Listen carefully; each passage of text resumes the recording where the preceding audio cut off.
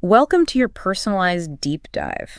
You've given us a stack of material on flow states, and it looks fascinating. It is fascinating. Okay, from the science behind peak performance Right. to first-hand accounts from action sports athletes, Yeah. that's a pretty fascinating combination. It is interesting because we're not just talking about theory here. Mm-hmm. We have stories from people who have literally stared death in the face and lived to tell the tale. Wow.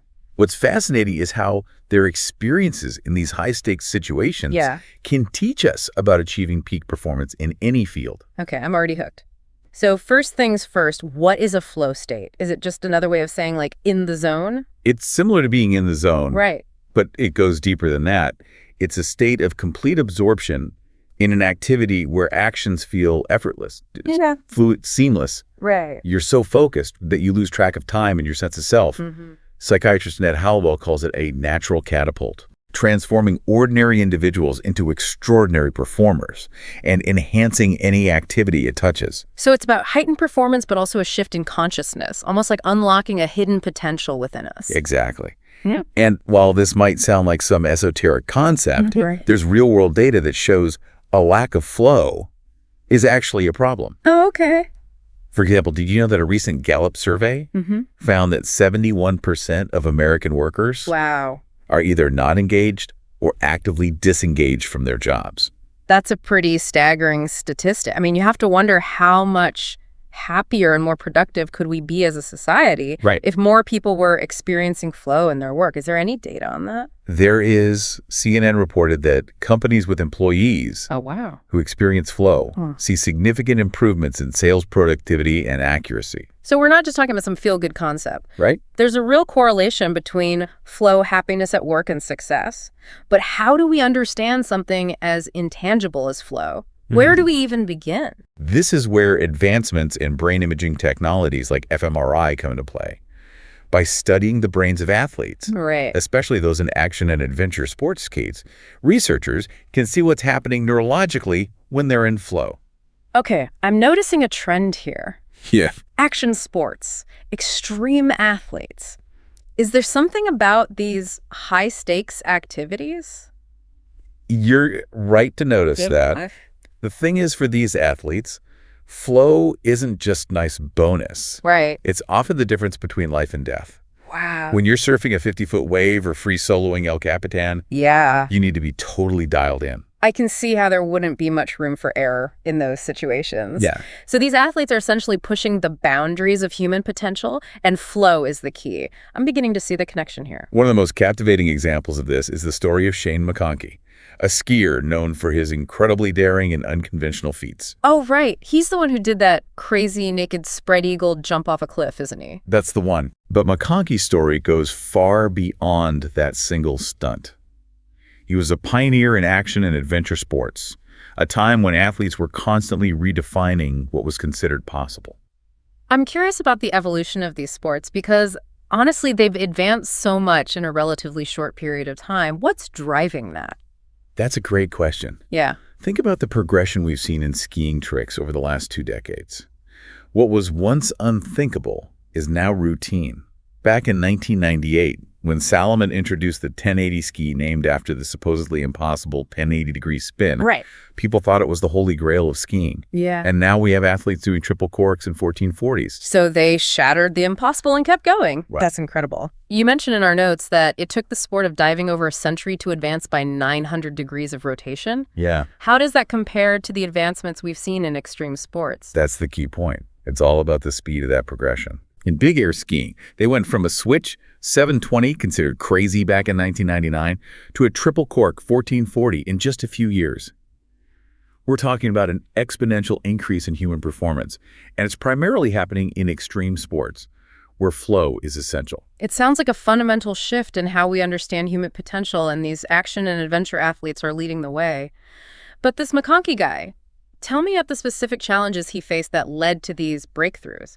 Well, McConkey's story is just one piece of the puzzle. We also have Danny Way, a skateboarder who achieved incredible things despite a fear of heights and even battling serious injuries. Wait, a skateboarder with a fear of heights? That seems counterintuitive, especially with the kind of stunts he was pulling off. What was he doing to push past that fear? Wei's story is a testament to the power of flow to overcome seemingly insurmountable obstacles. Yeah. Think about this. Yeah. In 2005, Okay. he jumped the Great Wall of China on a skateboard, a feat that involved launching himself over a 70-foot gap. Yeah. And get this. Wow. He did it with a broken ankle. A broken ankle. This is officially beyond my comprehension. Okay. This guy is pushing the limits of pain, fear, and physical capacity all at the same time. What drives someone to do that? It's the pursuit of flow. That feeling of being completely in the moment where limitations fade away. Wow. And it's not just about physical feats either. We have Albert Heim, a climber, Okay. who experienced a profound shift in consciousness during a near-death experience. A near-death experience. This is getting intense. Tell me more about what Heim went through. Heim was climbing in the Swiss Alps when he fell from a cliff. Oh, wow. During his fall, he described experiencing heightened senses, Yeah. time distortion, Okay. this incredible sense of calm. It's as if his brain was working overtime to process everything that was happening. It's almost like the brain shifts into overdrive as a survival mechanism. Is there any research to back that up? Absolutely. William James, a Yeah. pioneering psychologist, studied mystical experiences and found that these high-risk activities could actually trigger a sense of expanded consciousness. He believed we all have hidden potential, and these experiences could be the key to unlocking it. It's fascinating how these extreme experiences, Yeah. whether it's a death-defying stunt or a near-death experience, point toward flow as a key to unlocking human potential. And the more we understand about these experiences, Right. the closer we get to understanding how flow works. I'm seeing the connections now. These athletes, the near-death experiences, they're all pointing to this flow state as something incredibly powerful, something that can unlock human potential in ways we're just beginning to grasp. But we've covered a lot of ground already. Maybe we should take a break here and pick this up in part 2, where we can dive deeper into the science behind flow. That sounds like a plan. Yeah. In the next part, we'll explore the brainwaves, the neurochemicals, and the specific techniques these athletes use to tap into their potential. Okay. I am very much looking forward to that. Great. Welcome back to our deep dive into flow states. Last time we were talking about these incredible athletes and their mind-blowing experiences. Now I'm really curious to unpack the science behind all of this. What's actually going on in our brains when we're in flow? Well, one of the pioneers in flow research is Mihaly Csikszentmihalyi. And his own story is quite fascinating. Okay. He became interested in what makes a life worth living while enduring the horrors of a World War II prison camp. A prison camp. That's quite a contrast to surfing monster waves or base jumping. Yeah. How did that experience lead him to study flow? It's fascinating, isn't it? It was in that incredibly challenging environment that Csikszentmihalyi discovered the power of flow. Right. He found solace and escape by playing chess, Okay. completely losing himself in the game. Interesting. This experience sparked a lifelong fascination with peak experiences and human motivation. I wonder if those difficult circumstances actually helped him see flow more clearly. Maybe because he was searching for meaning in such a bleak situation. That's a very astute observation. After the war, Csikszentmihalyi went on to have a distinguished career as a psychologist, and he dedicated his life to studying flow. His research has given us a much deeper understanding of how flow actually operates in the brain. Okay, let's get to the nuts and bolts of it. What's happening neurologically when we're experiencing flow? Csikszentmihalyi and his team discovered that our brains go through a 6-stage cycle when we make decisions. 6 stages. Yeah. That seems pretty complex. It is. Can you break that down a bit? Think of it this way. You encounter a new piece of information, that's stage 1. Okay. Your brain then analyzes that information, stage 2. Okay. Next, it prepares for action, Okay. takes action, Okay. evaluates the outcome, Okay. and returns to a baseline state. Okay, so that's the basic process of decision making. Right. But where does flow fit into this cycle? Here's the fascinating part. People who experience flow move through those 6 stages much more smoothly Okay. than those who don't. Their brains transition effortlessly from analysis to action without getting bogged down in overthinking or self-doubt. So it's almost like a mental shortcut that bypasses unnecessary noise and lets you get straight to the action. Precisely. Okay. And it's not just about decision-making. Flow also has a unique brainwave signature, Okay. particularly when it comes to creativity. Creativity. Okay, I'm intrigued. How does flow relate to creativity? Let's go back to that story about Laird Hamilton riding that massive wave at Jaws. Okay. Do you remember how Dave Kalama described Hamilton's incredible calmness under pressure and that seemingly impossible out-of-the-blue hand-drag maneuver? Yeah, it was like he pulled that move out of thin air. Pure Yeah. instinct. Exactly. Of That air. moment of creative insight, that's where things get really interesting on a neurological level. We know that creativity is associated with alpha waves emanating from the right hemisphere of the brain. Alpha waves, aren't those the relaxed, almost see. meditative brain waves? Yes, but here's the catch.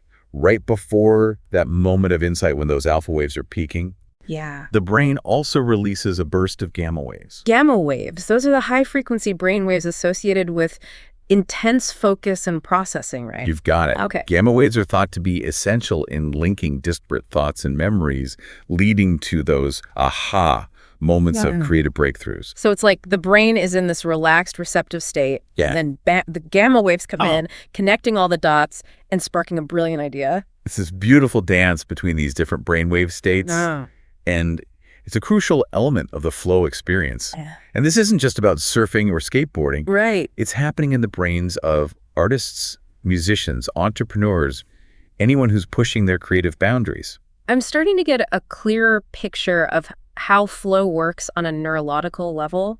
So we've got this state that helps us make decisions more effectively, tap into our creativity, and perform at our peak. And these extreme athletes are giving us a glimpse into what's possible when we unlock that potential. But what about the role of neurochemicals? I'm sure they play a part in this too. Absolutely. There's a whole cocktail of neurochemicals that are released when we're in flow, Yeah. making it such a powerful and, dare I say, addictive experience. Addictive. That's a strong word. Tell me more about these neurochemicals and how they contribute to that addictive quality of flow. Well, when we're in flow, our brains release a potent mix of dopamine, norepinephrine, endorphins, and anandamide and serotonin.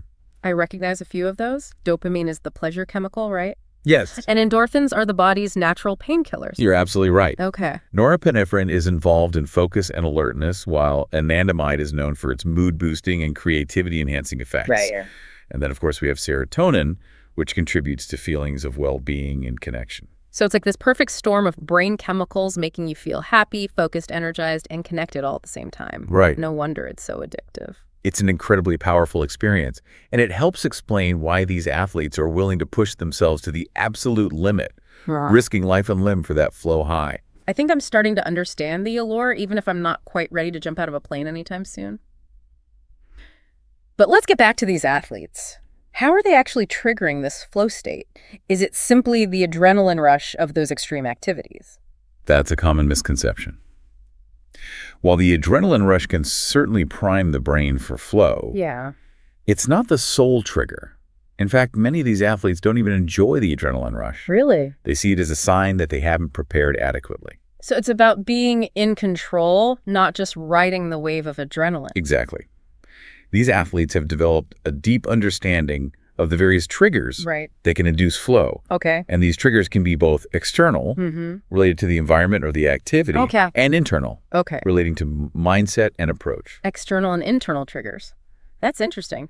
Can you give me some examples of each? I'm trying to figure out how I can hack my own flow state. One powerful external trigger is risks. When the stakes are high and there's a real possibility of failure, even death, the brain automatically goes into high alert. Makes sense. You can't really afford to be daydreaming when you're about to jump off a cliff. Right. And this heightened focus helps silence the inner critic, that voice of doubt and self-consciousness that often gets in the way of flow. It's like the brain is saying, look, this is serious business. We need to be fully present and engaged right now. That's a great way to put it. Yeah. And this feeling of being fully present, that's the essence of flow. Another external trigger is novelty. When we encounter something new and exciting, our brains release dopamine, which, as we discussed, primes us for flow. So it's not just about doing the same thing over and over again. It's about seeking out new challenges and experiences to keep things fresh and engaging. Exactly.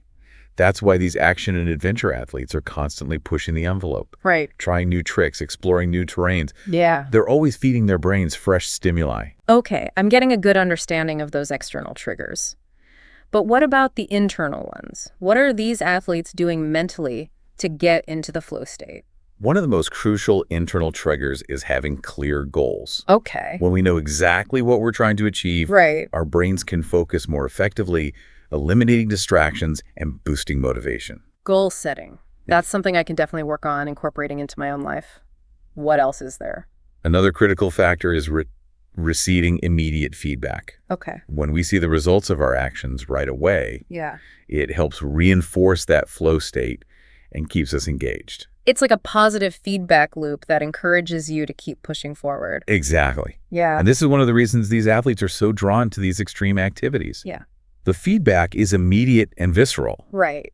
Instantly, whether you've succeeded or failed. There's no room for ambiguity. It's Right. life or death feedback. You could say that. Yeah. And while this level of intensity isn't for everyone, it can be incredibly potent in triggering flow. Another key internal trigger is the challenge skill ratio. Challenge skill ratio. I'm curious about that one. Tell me more. The idea is that flow occurs when the challenge of an activity is perfectly balanced with our skill level. Okay. If the challenge is too easy, we get bored. If it's too hard, Yeah. we get overwhelmed and anxious. It's about finding that sweet spot where we're pushing ourselves just enough to stay engaged, but not so much that we freak out, like Goldilocks in the porridge, but for flow states. I like that analogy. Yeah. And this is where self-knowledge is so important. These athletes have a deep understanding of their abilities, and they know how to adjust the challenge level Right. to stay in that flow channel. So it's not just about recklessly charging into the most difficult situation. It's about being mindful of your skills and finding the right level of challenge to trigger flow. Absolutely. Yeah. And this is a principle we can all apply to our own lives. Yeah. Whether we're learning a new skill, tackling a challenging project, Yeah. or simply trying to be more present in our daily lives, finding that balance between challenge and skill is essential. This is all making so much sense now. We've got these external and internal triggers working together to create this flow state. Right. There's still something I'm wrestling with. If flow is so powerful, why aren't we all experiencing it more often? What's the missing piece? That's the million-dollar question. Part of the answer lies in the way we've traditionally approached learning and mastery. Okay, I'm all ears.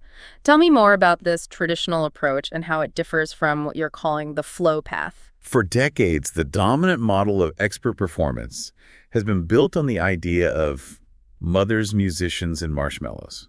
Mothers, musicians, and marshmallows. That's a curious combination. It might sound strange, but those three concepts actually represent the core tenets of traditional thinking about expertise. Okay, I'm really curious now. Explain it to me. The mothers part refers to the belief that early specialization is crucial for achieving mastery. Okay. The thinking is that the earlier you start, the better you'll be. Like those kids who start playing violin at age 4 and go on to win international competitions. Exactly. Okay. Then you have the musicians part, which refers to the belief that talent is innate, that some people are just born with a natural aptitude for Right. certain activities. The Mozart effect.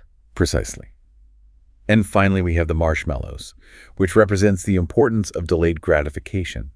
That classic marshmallow experiment, Right. where kids who could resist eating a marshmallow immediately in exchange for 2 later were thought to be more likely to succeed in life. So willpower and delayed gratification are key ingredients for success. I can see how that fits into the traditional model. But here's where it gets interesting. Yeah. Many action and adventure athletes like Shane McConkey took a completely different path. Okay. They didn't necessarily specialize early. Right. They often explored different activities, Okay. and they were driven more by immediate gratification, not some distant reward. So they're defying the conventional wisdom about expertise. But if they're not following those traditional rules, how are they achieving such incredible results? What's their secret? That's what makes their stories so compelling. They found a way to hack the flow state, Okay. to tap into that potential that we all possess. Okay, I'm ready to hear about this flow path and how we can apply it to our own lives. What's the starting point? It starts with recognizing that flow itself is a powerful motivational force. Okay.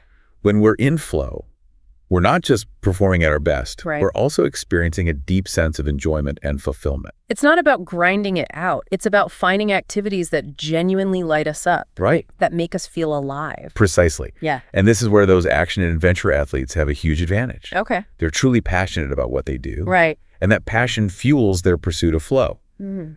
But that doesn't mean the rest of us can't find it. I understand the passion piece. But what about those of us who aren't chasing adrenaline rushes? How do we cultivate that same level of motivation and flow in our everyday lives? That's where those internal triggers come into play. Right. Remember the challenge-skill ratio. Yeah. We can apply that to any activity, whether it's writing, coding, playing music, or even having a meaningful conversation. So finding that sweet spot where the task is challenging enough to keep us engaged, Exactly. but not so overwhelming that we shut down. Exactly. And it's also about cultivating a growth mindset, a belief that we can always improve and learn new things. Yeah. It's about embracing the journey and not getting hung up on perfection. Growth mindset check. This is all starting to click for me, but there's one thing that's been nagging at me. Oh. We've been talking about all the positive aspects of flow, but are there any downsides? What's the catch? That's a great question, and it's something we need to be upfront about. Flow is an incredible force, but it's not without its risks. We'll need to explore that further. Okay, I'm ready to hear about the dark side of flow. Bring it on. Welcome back for the final part of our deep dive into flow states. We've covered a lot of ground from the science and the triggers to even the potential downsides of flow. Now, I'm curious to shift our focus toward the future. How does this flow state translate beyond action sports and extreme athletes? What about creativity, innovation, societal progress? What role does flow play in all of that? That's where things get really exciting. The principles of flow can be applied to practically any field, Right. where pushing boundaries and achieving peak performance is key. So we're not just talking about athletes here, right? We're talking about artists, scientists, entrepreneurs, anyone striving to create something new and make an impact. Absolutely. And one compelling example is the work of Travis Rice, Okay. the snowboarder who's also a visionary filmmaker. Oh, yeah. I've seen a few of his films. They're visually stunning. The stunts are insane, and there's this raw energy that just jumps off the screen. What makes him such a great example of flow in action? Rice is a master of flow. Both on his snowboard and behind the camera. His films showcase the beauty and intensity of snowboarding, Right. but they also capture the cutting edge of the sport, Right. constantly pushing the limits of what's possible. His 2011 film, The Art of Flight, really captured the imagination of an entire generation of snowboarders. What was it about that film that made it so impactful, do you think? It wasn't just the incredible cinematography or the mind-blowing stunts. Yeah. Rice is a phenomenal storyteller, Right. and he uses flow to tap into that creative energy and convey the emotion and passion behind the sport. So he's using film to translate the feeling of snowboarding to the audience. And it's not just about entertaining viewers, it's about inspiring them, pushing them to see the world in a new way, maybe even motivating them to tap into their own flow and achieve their own impossible, so to speak. Precisely. And that's where the ripple effects of flow become really powerful. When people see others accomplishing incredible things, it opens up their own sense of possibility. Right. It makes them think, maybe, just maybe I can do that too. It's like a chain reaction of inspiration and innovation. But it's not just about action sports, right? Where else are we seeing these ripple effects of flow in action? Think about the tech world. Okay. Silicon Valley is a hotbed of flow. Yeah. Entrepreneurs are constantly pushing boundaries, disrupting industries, and creating entirely new ways of doing things. They seem to thrive on that fast-paced, Right. constantly evolving environment. It's like they're living in a perpetual state of flow. And it's not just limited to big tech companies. We're seeing that same entrepreneurial spirit all over the world, from startups to social enterprises. Right. People are using flow to solve problems, develop new products, and ultimately make a positive impact. I'm really starting to see how flow transcends any specific field or activity. It's this underlying principle of tapping into our potential and pushing past our perceived limitations. But how do we make this more accessible to everyone? How can we cultivate flow more intentionally in our own lives? That's a question a lot of people are asking, and thankfully there are answers. It starts with understanding those external and internal triggers we discussed earlier. But it goes even deeper than that. It's about creating an environment that's conducive to flow. So we need to design our surroundings to support flow states. What does that look like in practice? It can involve the physical space, Yeah. but it's also about cultivating the right mindset, being open to new experiences, embracing challenges, and even seeing failure as a necessary part of the learning process. Right. All of those things contribute to a flow-friendly environment. It's about creating both a physical and mental space that encourages flow. What would it look like if we applied these principles on a societal level? Imagine a world where flow isn't just something that happens by chance, Yeah. but something that's actively encouraged and supported in every aspect of life. I'm envisioning schools where kids learn through play and exploration, workplaces where employees are empowered to pursue their passions, and communities where creativity and innovation are celebrated and rewarded. It's a pretty inspiring vision, but how realistic is it? It might sound idealistic, but we're already seeing signs of this future emerging. One of the most promising developments is the use of technology to measure and track flow states. So we're moving beyond subjective experiences and actually getting concrete data on what's happening in the brain during flow. Exactly. Wow. This allows us to understand the nuances of flow, identify specific triggers that work for different people, and even develop personalized training programs to help individuals achieve peak performance in any field. It's like we're creating a flow GPS guiding people toward their own unique flow states. What other advancements are happening in this field? We're seeing incredible advancements in biofeedback technology, Okay. which allows people to actually see and control their own brain activity in real time. Biofeedback? That sounds like something straight out of a science fiction movie. It does. How does that work? It might sound futuristic, but it's already being used to treat a range of conditions, from anxiety and depression to chronic pain and ADHD. So it's giving people the power to essentially rewire their brains and optimize their mental and emotional states. That's pretty amazing.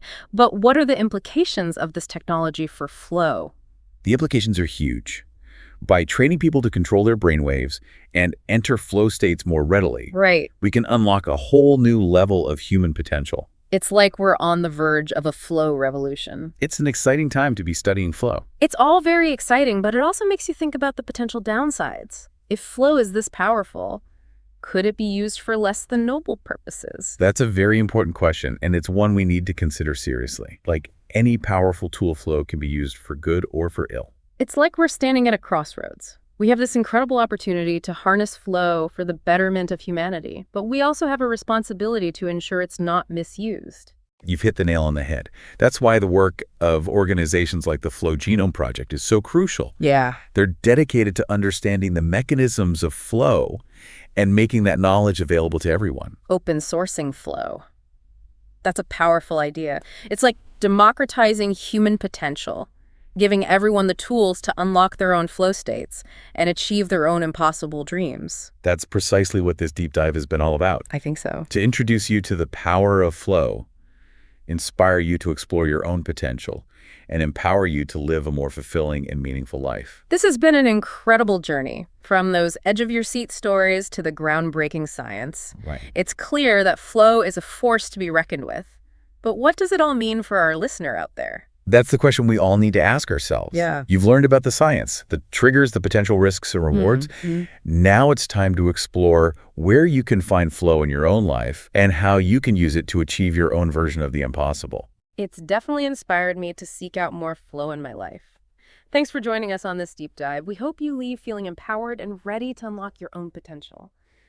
Go out there and make some magic. Thank you for tuning in to the Power Book of Podcasts. If you enjoyed this episode, don't forget to hit the subscribe button and join our growing community. Click the bell icon so you never miss an update. We have so much more inspiring content coming your way.